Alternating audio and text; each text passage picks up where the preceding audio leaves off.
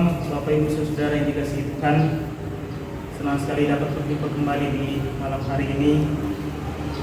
Setelah kita melaksanakan segala tugas tanggung jawab kita sepanjang hari ini, sebelum kita beristirahat kita akan mendengar firman Tuhan. Sebelum kita membaca dan merenungkan firman Tuhan, mari kita mendengarkan satu kesaksian pujian.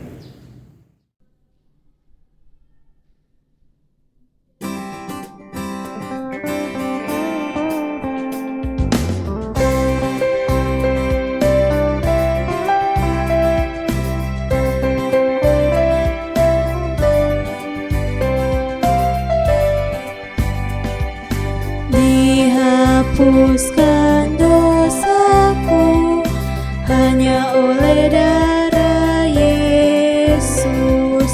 Aku pulih dan sembuh hanya oleh darah Yesus.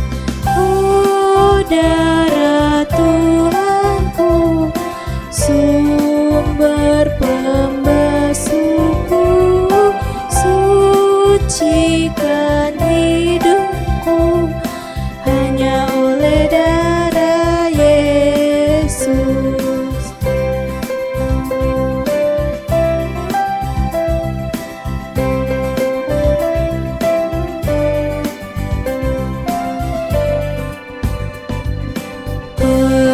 Pengampunan dosaku hanya oleh darah Yesus. Penyucian hidupku hanya oleh darah Yesus. Oh, darah Tuhanku, sumber pembasuhku, sucikan hidupku hanya oleh darah Yesus.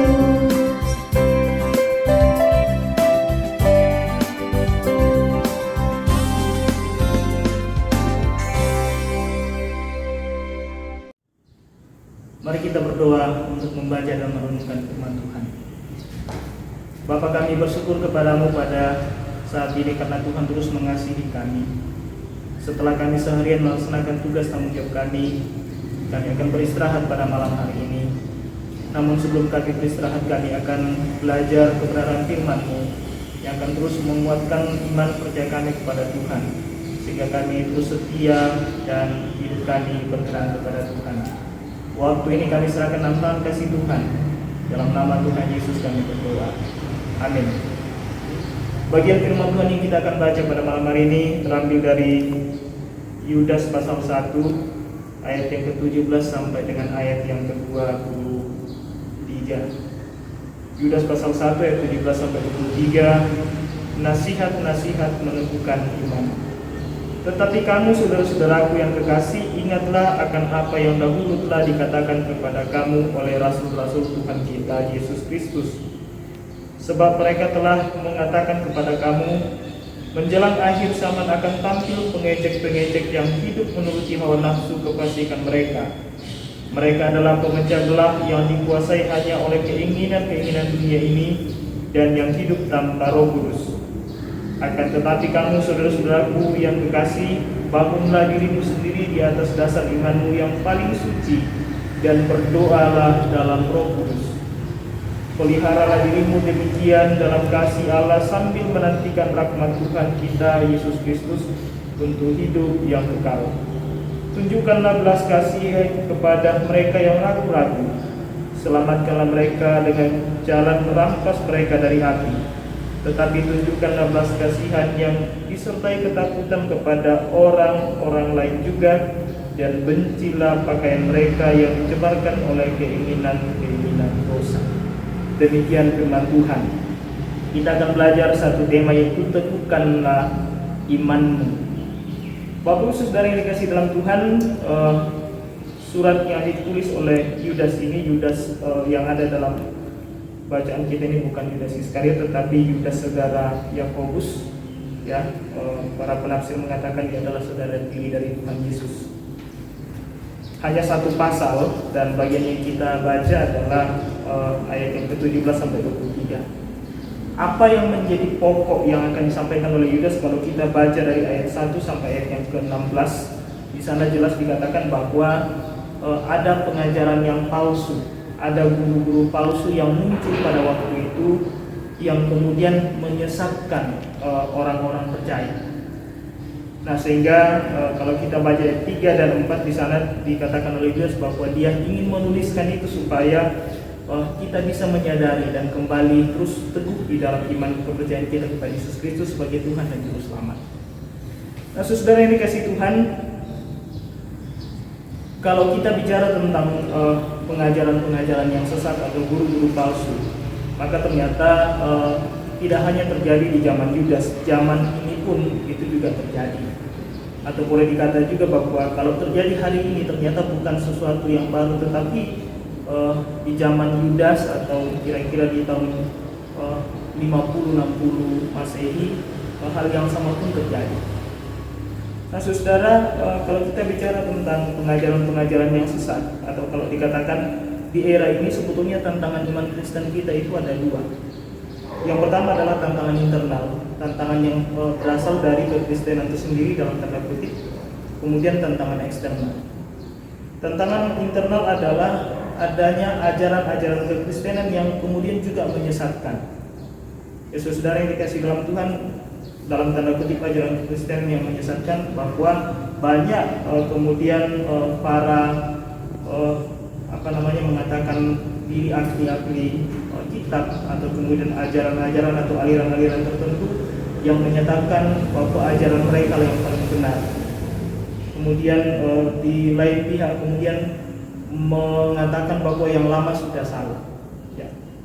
Saudara, bahkan tidak jarang kita menyaksikan di media sosial atau di YouTube atau di apapun itu, kita sering mendengar dan gampang sekali hari ini mendengarkan dan melihat bahwa banyak ajaran-ajaran yang sudah mulai tidak sesuai dengan ajaran-ajaran yang selama ini kita imani. Ya. Mungkin kasus-kasus yang baru terjadi ini ada yang sudah mulai menyaksikan bahwa Allah Trinitas itu tidak benar. Itu salah satu. Bahwa bukan hanya Yesus itu bukan sebagai Tuhan, tetapi dia hanyalah seorang nabi. Itu mungkin salah satu. Nah, tidak jarang kemudian ajaran-ajaran ini itu justru muncul dari kekristenan dalam tanda kutip yang mengatasnamakan kekristenan. Tantangan yang kedua, Bapak Ibu Saudara yang dikasihi Tuhan, adalah tantangan eksternal. Bahwa dari luar, ya saudara, kalau ini tentu kita memahami bahwa pasti berasal dari yang bukan Kristen. Senjata yang selalu digunakan adalah bahwa Alkitab kita ini palsu. Kemudian yang disebut Yesus itu bukan Tuhan tetapi sebagai utusan saja, dan Yesus, kalau memang Yesus Tuhan, kenapa dia harus mati, kenapa dia harus disalib dan sebagainya. Saudara yang dikasihi Tuhan, tantangan ini kemudian kadang melemahkan iman kita dan membuat kita kemudian tidak percaya. Nah, apa yang kita harus lakukan? Yudas katakan, teguhkanlah imanmu dalam pembacaan kita tadi. Pertanyaan saudara yang dikasihi Tuhan, bagaimana kita meneguhkan iman menghadapi dua tantangan tadi? Ada tiga hal saudara yang dikasihi Tuhan. Dalam ayat yang ke-20 di sana Yudas mengatakan bahwa akan tetapi kamu saudaraku yang kekasih, bangunlah dirimu sendiri di atas dasar imanmu yang paling suci dan berdoalah dalam Roh Kudus. Saya garis bawahi kata berdoa. Tetaplah berdoa. Saudara, ketika berdoa berarti kita memohon petunjuk hikmat dari Tuhan untuk terus mengaruniakan kita iman yang sesungguhnya kepada Tuhan. Bagian yang kedua, di dalam ayat yang selanjutnya dikatakan ayat 21, peliharalah dirimu demikian dalam kasih Allah sambil menantikan rahmat Tuhan kita Yesus Kristus untuk hidup yang kekal. Para penafsir menerjemahkan atau menafsirkan kalimat ini bahwa memelihara diri berarti menyerahkan hidup ke dalam kehendak Allah. Saudara yang dikasihi Tuhan, ketika kita menghadapi tantangan-tantangan tadi, menghadapi penyesat-penyesat di zaman ini, maka serahkanlah diri kita ke dalam kehendak Allah, karena Dialah yang mempunyai kehidupan baik saat ini maupun yang akan datang. Sehingga kita tidak perlu risau dengan ajaran-ajaran, dengan hal-hal apapun itu, karena sesungguhnya Tuhan adalah milik kita dan kita ada di dalam kendali Dia. Yang terakhir dikatakan bahwa selamatkanlah, tunjukkanlah belas kasihan kepada mereka yang ragu-ragu, dan selamatkanlah mereka dengan jalan merampas mereka dari api. Kepedulian kita kepada sesama kita, saudara yang dikasihi Tuhan, dalam artian bahwa kita menghadapi situasi-situasi di mana kita menghadapi banyak penyesat-penyesat, banyak guru-guru palsu, maka kita mengingatkan saudara-saudara kita yang mungkin lemah imannya dan mendoakan mereka, menopang mereka supaya mereka juga tidak terbawa oleh arus dunia ini. Tuhan akan memberkati kita Bapak Ibu. Teguhkanlah iman kita dalam menghadapi banyak tantangan-tantangan di era ini, dan mohon Tuhan untuk tetap kita dibimbing dan kita setia sampai kesudahan. Amin. Kita berdoa. Kami bersyukur Tuhan menolong kami pada malam ini untuk belajar kebenaran firman-Nya. Firman telah diperdengarkan bagi kami, mengajarkan kami untuk tetap teguh di dalam iman percaya kami kepada Tuhan.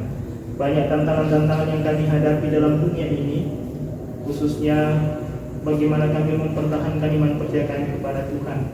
Terkadang itu muncul dari komunitas kami sebagai orang Kristen, dan kadang juga muncul dari luar. Tuhan tolong kami supaya kami dapat terus teguh dalam iman kami, dengan kami terus berdoa, menyerahkan diri kepada Tuhan, bahkan peduli kepada sesama kami, supaya hidup kami senantiasa berkenan kepada Tuhan. Berkati bangsa dan negara kami Tuhan, di masa-masa pandemi Tuhan kiranya terus menolong, sehingga masa-masa ini Tuhan boleh segera berlalu, boleh kami kembali melaksanakan tugas tanggung jawab kami seperti sedia kala di dalam berbagai hal, termasuk pelayanan di jemaat Tuhan. Berdoa bagi anggota jemaat Tamalan yang Tuhan memberkati dalam setiap tugas tanggung jawab kami masing-masing. Berkati rumah tangga, berkati setiap pribadi yang ada di dalamnya, sehingga hidup kami terus dalam naungan dan perlindungan Tuhan. Berkati kedua hamba Tuhan, Bapak Pendeta dan Ibu Pendeta di jemaat ini, untuk mengangkat tugas tanggung jawab mereka, beserta dengan penatua dan diaken pengurus OIG, sehingga semua hamba-hamba Tuhan yang Tuhan telah pilih dan pakai di tempat ini akan terus mengangkat tugas dengan sungguh-sungguh mengandalkan Tuhan dan berserah kepada Tuhan. Dan pakai mereka juga Tuhan untuk terus mengajarkan kami hal-hal yang benar tentang iman kami, sehingga mereka terus mengajarkan kami bagaimana kami hidup di hadapan Tuhan, dan iman kami terus teguh di dalam Tuhan. Kami akan istirahat Tuhan, lindungi kami malam hari ini bersama dengan keluarga kami, dan ampuni dosa kami Tuhan. Dalam Kristus Yesus kami berdoa. Amin.